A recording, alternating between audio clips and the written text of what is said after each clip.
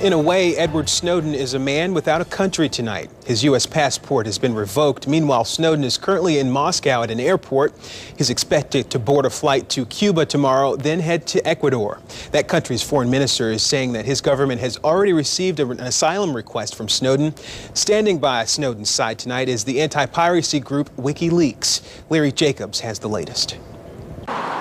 Admitted leaker Edward Snowden slipped out of Hong Kong Sunday, landing in Russia, apparently the first leg of a journey that will take the former NSA contractor hopscotching across the globe, first to Cuba and then to Ecuador, seeking political asylum there.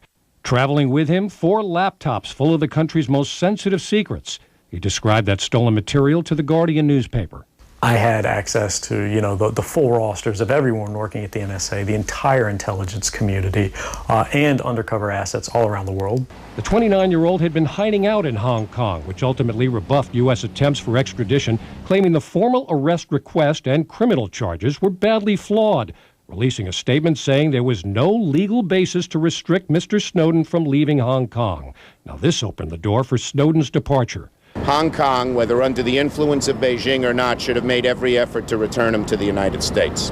In an ABC exclusive, General Keith Alexander, head of the NSA, told George Stephanopoulos on This Week, what Snowden has revealed has caused irreversible and significant damage to our country and to our allies.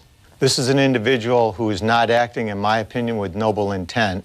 The United States has pushed back, warning any country Snowden may pass through that he's a wanted criminal and that he should only be permitted to travel back to the U.S., though the likelihood that Russia or Cuba, countries less than friendly with the U.S., would stop him from traveling on to Ecuador is doubtful. Larry Jacobs, ABC News, New York. The murder trial of George Zimmerman begins this week. A jury of 6 women selected last week will hear opening arguments tomorrow. On Sunday, the defense team announced that co-counsel Don West will deliver the opening statement.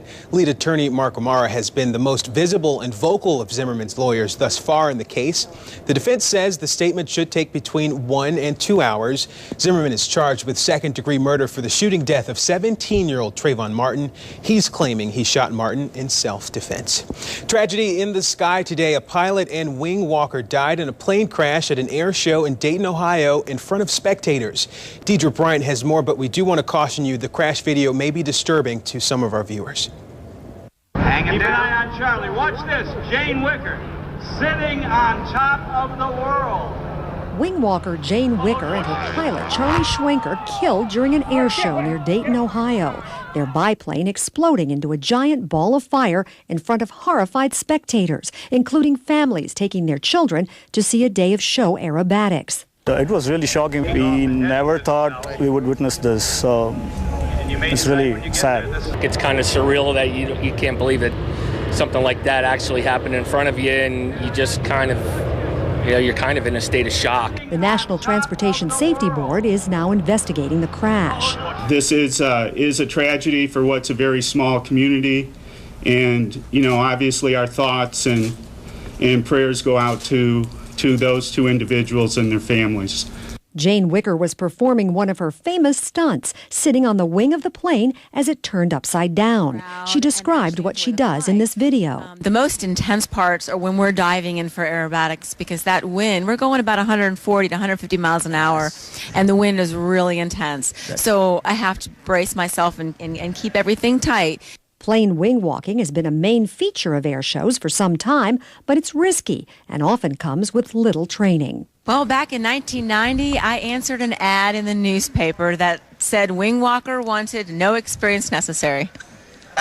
So it was on the job? It was on the job training. Organizers canceled the rest of Saturday's air show, but it will continue on Sunday. Deirdre Bryant, ABC News, New York.